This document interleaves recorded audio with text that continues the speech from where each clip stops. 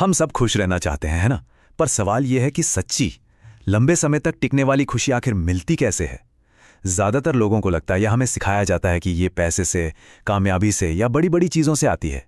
लेकिन आज हम इन सब आम बातों से हटकर ये देखने वाले हैं कि साइंस, हाँ विज्ञान, इसके बारे में क्या कहता है। तो देखिए, साइंटिस्ट जब खुशी की बात करते हैं तो वो इसे हवा में नहीं मापते। उनके पास इसके लिए एक प्रॉपर टर्म है, सब्जेक्टिव वेलबीइंग, या कह लें व्यक्तिपरक कल्याण।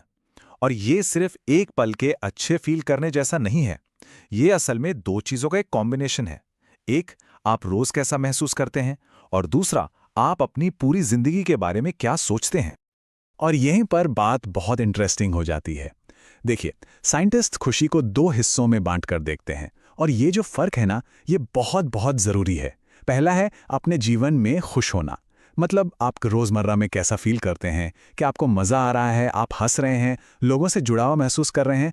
और दूसरा है अपने जीवन से खुश होना। ये एक बड़ा पिक्चर है कि आप अपने लाइफ को ओवरऑल कैसे रेट करते हैं। क्या आपको लगता है कि आपकी जिंदगी में कोई मकसद है, कोई संतुष्टि है? इन दोनों को समझना ही सही मायनों में सच्ची खुशी पाने का पहला कदम है। तो आगे हम क्या देखने वाले हैं? पहले तो हम इन दो तरह की खुशियों को समझेंगे, फिर हम उस मिथक को तोड़ेंगे कि और ज्यादा मिलने से खुशी मिलती है, और फिर हम बात करेंगे असली साइंस बेस्ड तरीकों की, जैसे कनेक्शन और आनंद।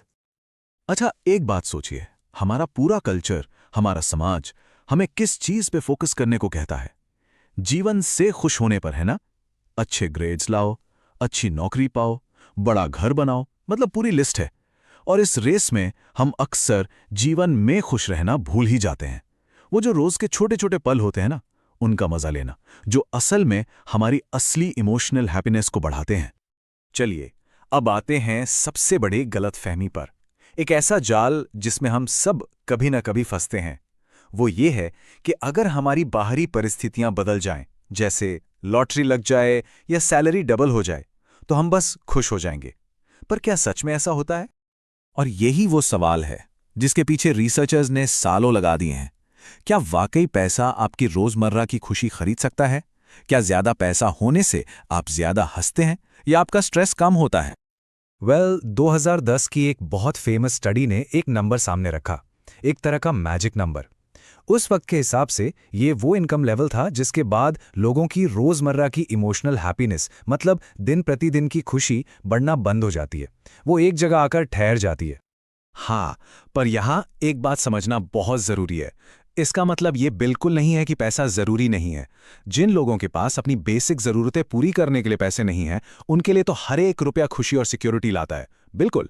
लेकिन एक पॉइंट पर पहुंचने के बाद, जब आपकी जरूरतें पूरी हो रही हों, उसके बाद और ज्यादा पैसे से मिलने वाली खुशी का ग्राफ एकदम फ्लैट हो जाता है।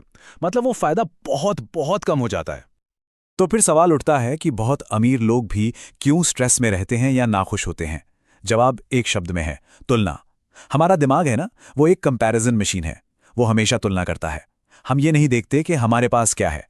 हमारी नजर इस पर होती है कि पड़ोसी की गाड़ी हमसे बड़ी क्यों है, या दोस्त हमसे अच्छी जगह वेकेशन पर कैसे चला गया।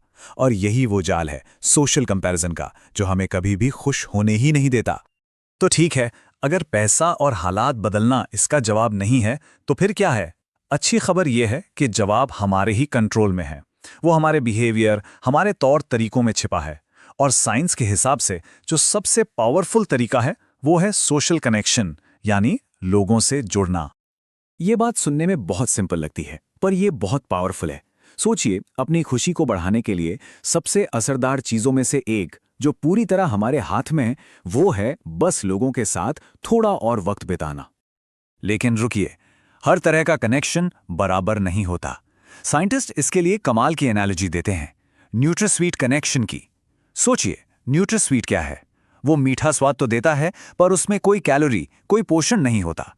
बिल्कुल वैसे ही टेक्स्टिंग, सोशल मीडिया पर स्क्रॉल करना, ये हमें जुड़े होने का एक झूठा एहसास तो देते हैं, पर हमारे दिमाग को वो असली मनोवैज्ञानिक पोषण नहीं देते जो एक रियल बातचीत से या किसी को सच में वीडियो पर देखने से मिलता है। आप अपनी खुशी को एक ऐसे टायर की तरह सोच सकते हैं जिसमें से धीरे धीरे हवा लीक हो रही है।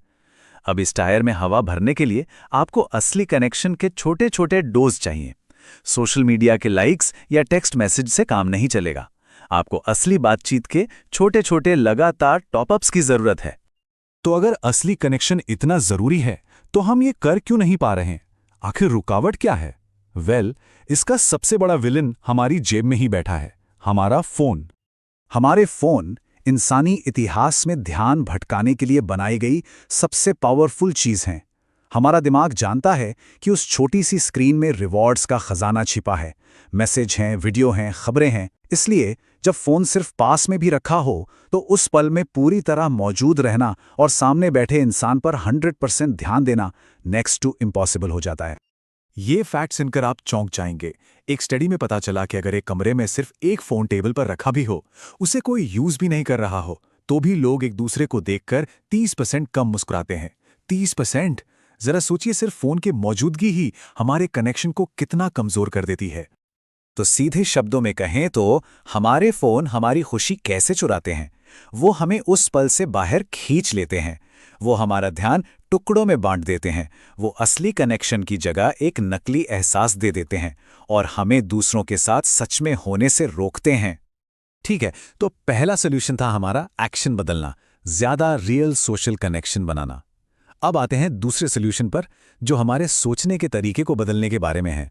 मतलब सिर्फ ये नहीं कि हम क्या करते हैं, बल्कि ये भी कि हम किन चीज़ों पर अपना ध्यान लगाते हैं। देखिए, हमारा दिमाग एवोल्यूशन की वजह से एक खास तरीके से बना है। हजारों सालों तक जिंदा रहने के लिए जरूरी था कि हम खतरों को पहचानें। कहाँ खतरा है, क्या गलत हो सकता है, तो हमारे दिमाग में एक नेगेटिविटी बायस बन गया। ये हमें जिंदा रखने के लिए तो बहुत अच्छा था, पर आज की दुनिया में इसकी वजह से हम अच्छी चीजों को देखने से चूक जाते हैं और हमारा ध्यान हमेशा गलत चीजों पर ही जाता है। तो इसका उपाय क्या है? एक बहुत ही सिंपल सा उपाय है। ग्रैटिट्यूड या आभारी होने के बारे में सोचने से कभी-कभी बहुत प्रेशर फील होता है ना? इसकी जगह एक दूसरा शब्द इस्तेमाल कीजिए, डिलाइट या आनंद। मतलब अपनी जिंदगी में डिलाइट के छोटे छोटे पलों को ढूंढने की आदत डालिए। डिलाइट क्या है? ये वो छोटी सी चीज है जिसे देखकर, सुनकर या महसूस करके आपको अच्छा लगता है। यह सुबह की चाय का पहला घूंट हो सकता है या कोई आपका पसंदीदा गाना जो अचानक बजने लगे। और इसके लिए 1 मिनट की प्रैक्टिस है, बहुत आसान। पहला स्टेप, कोई भी एक छोटी सी सेंसरी खुशी को नोटिस कीजिए, जैसे कॉफी की खुशबू। दूसरा स्टेप, बस एक पल रुककर उसे सच में महसूस कीजिए, उसका मजा लीजिए। और तीसरा, ये ऑप्शनल है पर बहुत पावरफुल है, उस खुशी को किसी के साथ शेयर कीजिए, किसी को बताइए। ये बस अपने दिमाग को अच्छी चीजें नोटिस करने की ट्रेनिंग देने जैसा है। और मजे की बात यह है कि ये वाकई काम करता है। रिसर्च बताती है कि ये सिंपल सी आदत, जो बिल्कुल फ्री है और कहीं भी की जा सकती है, सिर्फ 2 हफ्तों के अंदर आपकी लाइफ से सैटिस्फैक्शन को काफी हद तक बढ़ा सकती है। सिर्फ 2 हफ्ते। तो जाने से पहले एक सवाल, अभी इसी पल जहां भी आप हैं, आसपास देखिए। ऐसा कौन सा छोटा सा डिलाइट, कौन सा आनंद है जिसे आप अब तक नजरअंदाज कर रहे थे? उसे ढूंढने की कोशिश कीजिए।